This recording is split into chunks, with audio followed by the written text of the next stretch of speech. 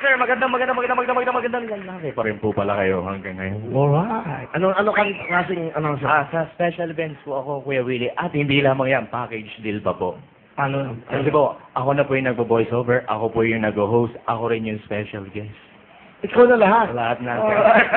Okay, sa ikaw lang ang tao. Okay, so paano? Go.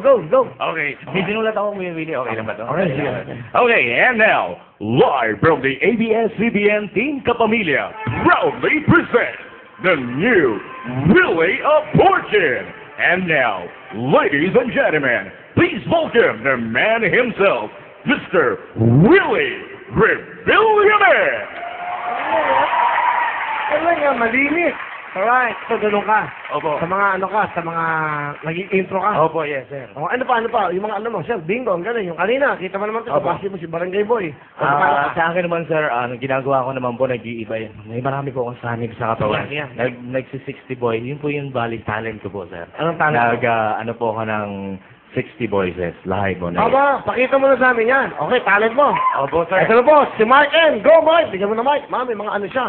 60 voices po ito, ha? Mabalang yan. Mark! Bali ngayon po, Kuya Willie, gagawin ko lang po muna yung kakuntian lang naman. Kasi pag kinumpleto ko yun, baka konsumuhin natin yung buhay. Okay, hindi ba sa'yo pinaka-popular? Opo. Okay? Go, Mark M. And now, ladies and gentlemen, please welcome live on stage a man with 60 voices. Please welcome Mr. Mark M. And now, Wala pong personal at kwentuhan lang. Ako po si Mark Logan. Meron akong kwento. Atin ito. Ngunit itong si Lola Keys ang hapon. Si Lola Keys sa bayhag. and now, ladies and gentlemen, please welcome Mayor Brett Lim. Ang kabataan, ang pag-asa ng bayan, ito sa Maynila. Bawal ang droga. Siyempre pa, hindi magpapalisi si Ted Bailon. Public service lang po, wala pong personalan, bato-bato sa langit ang tamaan, huwag magagali. Ang sagon ay laging talo, ito yung sigaw ng sambayanan. Hoy! Gising, naglilingkod saan man sa mundo. At siyempre ba, hindi na magpapawin si Casabel Gas. Sino at ano? Yan ang dapat na mga pakatutukan. Narito ang mga dokumentadong pagsisiyasat na nakalap ng ABS-CBN at ng Zoco. Dito, hindi nagsisinungaling ang mga ebidensya. Ako po si Gas Tabelgas at ito ang Scene of the Crime. Siyempre ba, hindi na magpapawin si Babalu. Ano? Ako, sila ang hulo mo. Matapos mong gawin sa kala ng baba ko, sasabihin mo, bigat mo, Peng. Siyempre ba, hindi na magpapawin si Erap Estrada. Walang kumpare. Walang kamag-anak.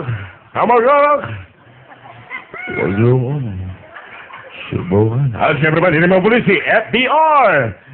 Alright, sir, sa babawa, panatin, kaya, basta sama-sama. Siyempre ba, ang kanyang kaibigan, si FPJ.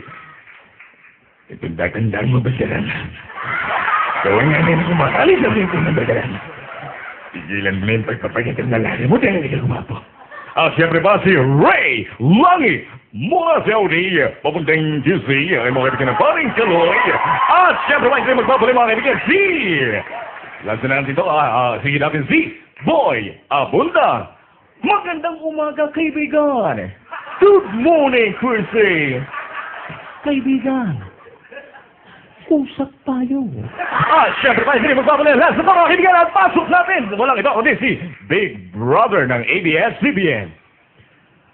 Ronnie, kunin mo ang damit ni Julius Gabilan, ha? Huwag yan sinunod yan. Hindi ka mapapasama sa Big Four. Siyempre pa, last na ito mga kaibigan, isama natin si Kim Atienza.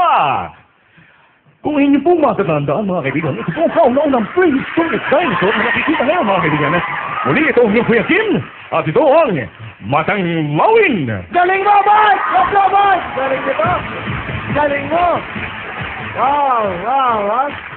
Pwedeng gamitin to, Pwedeng gamitin to.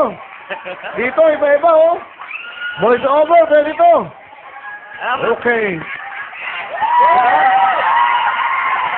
Malay mo, ito ng break mo. Dahil magaling ka, Timo. Dahil magaling ka, meron kang 10,000! Alright! What a talent. Mark, good luck sa inyo.